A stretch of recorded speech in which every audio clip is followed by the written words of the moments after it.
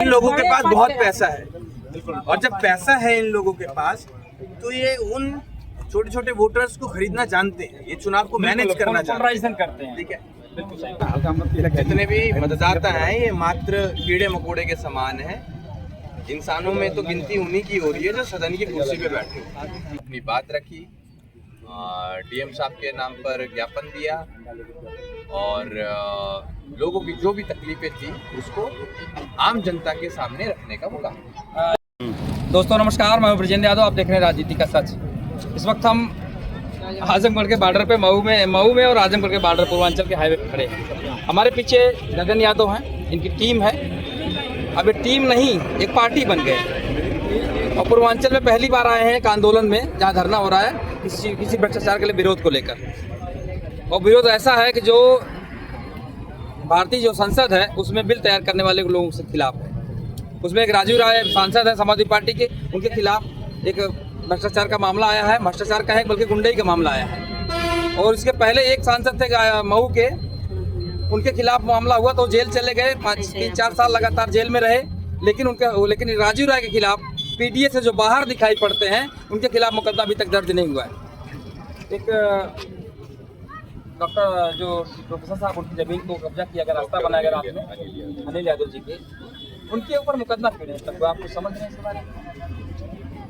बड़े लिखे लोग हैं, इंटेलेक्चुअल हैं, उन्हें पता है कि हम जो लड़ाई लड़ रहे हैं वो जायज लड़ रहे हैं। तो फिर नहीं, सांसद जी जो गलती किए हैं उनके ऊपर और कोई होता तो खट से मुकदमा बोला, जैसे आजम खान साहब हैं उनके ऊपर धड़ाधड़ मुकदमे लग गए। अच्छा, आप कह रहे हैं कि राजीव राय जी के ऊपर? बिल्कुल। और कोई सांसद भाजपा समाजवादी पार्टी का होता, विधायक होता तो न जाने कितने मुकदमे। आप जहाँ खड़े हैं यहीं से एक पूर्वांचल रमाकांत यादव है, उनके ऊपर मुकदमा लगा के जेल भेजा गया, अभी तक जमानत नहीं हो रही। लेकिन इनके ऊपर नहीं हो रहे मुकदमे। ऐसा बताया जाता है कि राजीव राय जी अखिलेश यादव जी के राइट हैंड हैं, तो ये भी वजह हो सकती है कि उनके ऊपर मुकदमा नहीं हो रहा है। ये बड़े दुर्भाग्य का एक विषय है कि आप किसी न किसी रूप में अपराधियों को बचाने का काम कर रहे हैं। अगर वो दोषी हैं तो उनके खिलाफ सख्त कार्रवाई होनी चाहिए। जैसा कि हम कहते हैं कि जितना महत्वपूर्ण एक वोटर है उतना ही महत्वपूर्ण आपकी नज़रों में वो नेता भी होना चाहिए जो उनकी वोट पाकर सदन में बैठा है। तो अगर आप इनकी पैरवी कर रहे हैं तो एक पैरवी आप उनकी भी कर लीजिए जो तकलीफ में है, जिनके वोटों से वो वहाँ पहुँच पाए हैं। आप यहाँ पर धरने में जो प्रदर्शन हो रहा था कि आपने कहा मऊ चलो, मऊ में लोग आए, काफ़ी संख्या में लोग आए। पहली बार आपने अब तक तो लोगों के दुख सुख में आप शामिल होकर नजर आ रहे पूर्वांचल में, अब जाके धरने के रूप में आ गए, क्या कहेंगे? ऐसा है साहब, जब लड़ाई आपकी बड़ी होती है और लोगों की तकलीफें ज़्यादा होती हैं तो उनको आप धरने के माध्यम से ही उसमें सफलता हासिल कर पाते हैं। अभी तक तो हम आ जा रहे थे, लोगों के बीच सुख दुख सुन रहे थे, लेकिन उससे कुछ निष्कर्ष निकल कर नहीं आ रहा था। और ये राजनीति की खूबसूरती है कि आप अपनी आवाज़ को बुलंद करने के लिए संख्या बल के साथ आइए और अपनी बात को मनवाने का काम करिए अगर जायज़ है तो इसी खूबसूरती का, इसी लोकतंत्र की खूबसूरती का हम लोग हिस्सा बने और संवैधानिक तरीके से धरना प्रदर्शन किया, शांतिपूर्ण तरीके से किया, अपनी बात रखी, डीएम साहब के नाम पर ज्ञापन दिया और लोगों की जो भी तकलीफें थी उसको आम जनता के सामने रखने का मौका। एक सवाल आ रहा है, लखनऊ से लेके यहाँ तक हमारे पास भी कई कॉल में जब चेक किया लोगों में, सोशलिस्टों में जो पीडीए के अंतर्गत सपोर्ट करते लोग, समाजवाद को मानते हैं, तो आपका नाम आते ही वो लोग बोले यार गगन यादव आ रहे तो पूरा खेला खराब हो गया, अब लड़ाई सही नहीं चलेगी। ये हमसे उन लोगों ने कहा है, आप ही कह रहे होगी। किस दृष्टि से खेला खराब हो गया? मतलब जब समाजवादी लड़े तो उनको लगता है जीत जाएंगे, हालांकि जीतते नहीं है, तो बस खाली हुल्लड़बाजी में खत्म हो जाता चीज़ें। आप आए हो तो आपके कौन से एंगल रहेगा जो सफलता मिल जाएगी? देखिए, हमारे हाथ में भी जादू की छड़ी नहीं है कि हमने घुमा दी और आपको न्याय मिल गया। आपकी तकलीफों को हमने उसका सल्यूशन निकाल दिया। हम आपकी आवाज़ उठा सकते हैं आज की तारीख में। हमारी हैसियत इतनी है कि हम आपके सुख दुख में आ जा सकते हैं। न्याय दिलाने की जो बात है वो न्यायालय करेगा। जो अधिकारी गण है उन लोगों के संज्ञान में हमने डाल दिया है। हाँ, अगर ये लोग कार्रवाई नहीं करते हैं उचित, फिर हमें एक बड़े आंदोलन का रूप लेना पड़ेगा, क्योंकि तकलीफ सिर्फ एक व्यक्ति को नहीं है, सताया सिर्फ एक व्यक्ति नहीं गया है, तमाम लोगों के साथ शोषण हुआ है, तमाम गरीबों को सताया गया है, बेसहारा लोगों को सताया जा रहा है। तो उन तमाम लोगों की आवाज़ बनने का हम लोग काम करेंगे और एक बड़े आंदोलन के रूप में ऐसा भी हो सकता है कि पूर्वांचल में, और हम तो कहते हैं क्यों पूर्वांचल, रेलखंड भी हो, अवध भी हो, पश्चिमांचल भी हो, पूरा उत्तर प्रदेश हो, जहाँ भी लोग दुख और तकलीफों में हैं उनकी आवाज़ को हम लोग उठाने का काम करें और एक यात्रा के माध्यम से लोगों की तकलीफें सुनने का काम करें। ऐसी रथ यात्राएं बहुत निकलती हैं कि आप आए सेलिब्रिटी की तरह, आपने हाथ हिला दिया और आप चले गए। हम चाहते हैं कि ऐसी यात्रा भी होनी चाहिए जिसमें आप आए, लोगों के बीच जाएं और वहाँ से उनकी क्या समस्याएं हैं उनके ज्ञापन लेके आएँ और बैठें और उस पर आप लोग चर्चा करें। अच्छा, एक सवाल और है, आपने डीएम साहब को जब ज्ञापन दिया तो क्या वादा किया? उन्होंने कहा कि इसको लोग आगे बात को रखने का मीडिया के सामने उन्होंने जवाब देने की, मीडिया का समस्या क्या रही कि माइक उनसे दूर था और आप लोग जिद नहीं कर पाए। ये मीडिया वालों को जिद करना था कि जी हमें सुनाई नहीं। भैया ये आपकी गलत फहमी है। हमने रास्ता रोका था, वीडियो हमने बनाया, हमें पता था कि भीड़ में वो भाई साहब हम लोग का जवाब नहीं दे पाएंगे, हम बाहर निकले, जाके रास्ता रोके उनका, अलग उन्होंने बोला हम बात नहीं, नो कमेंट, बोले साइड हटिए, हम बात नहीं। खैर उनकी वो उनका मर्जी। चलिए, तो हम तो बात कर ही सकते हैं, हम सब लोग तो संगठित हैं, हम तो किसी के गुलाम नहीं है। हमने उसी बात को लेकर पूछा आपसे क्या वादा किया उन्होंने। देखिए, मेरी कोई व्यक्तिगत बात नहीं हुई है उनसे, ना ही मैं उन्हें व्यक्तिगत तौर पर जानता हूँ। जो आपने सुना वही मैंने सुना। आपने शायद पहली बार ना देखा हो उन्हें, मैंने तो बल्कि पहली बार ही देखा था। ठीक है, अगर कार्रवाई नहीं होती है फिर हम लोग तरीके से मामला इसमें क्रिटिकल है, किसी सांसद के खिलाफ मुकदमा दर्ज करना पड़ेगा, भारी हो जाता है। आम व्यक्ति के बस की बात नहीं है, क्योंकि वो लोकसभा मेंबर है। देखिए साहब, हम तो ये कहते ही हैं कि इस देश में रहने वाले लोग जितने भी मतदाता हैं ये मात्र कीड़े मकोड़े के समान हैं।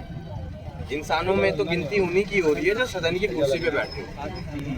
तो उन लोगों की तो थोड़ी बहुत रिगार्ड रखना पड़ेगा, क्योंकि एक के ऊपर आप आवाज उठा रहे हैं, कल को दूसरा भी हो सकता है। तो सदन में एक दूसरे की वो लोग मदद करते हैं, इसी नाते वो बच भी पा रहे हैं। डिमांड को रखने में थोड़ा सा डिमांड, जैसे आप बोले हैं कि उनका डिमांड रखना पड़ेगा। अब गरीब उनको जिताया है, कुर्सी पे बैठाया है, लेकिन उनकी डिमांड को रखने के लिए गरीब दबाए जा रहे हैं, सताए जा रहे हैं। कभी कभी ऐसा भी होता है कि FIR लेकर जाइए तो आप FIR नहीं होता। कभी कभी ऐसा होता है कि कोई है निर्दोष है, उसको फंसा दिया जाएगा, दोषी जो है उसको छोड़ दिया जाएगा, निर्दोष को फंसा दिया जाएगा। रात में 12 बजे रात में बच्चों से ताला तोड़वाया जाता है, वीडियो बनवाया जाता है, पुलिस जेल भेजती है, उसकी आवाज़ सुनने के लिए कोई तैयार नहीं है।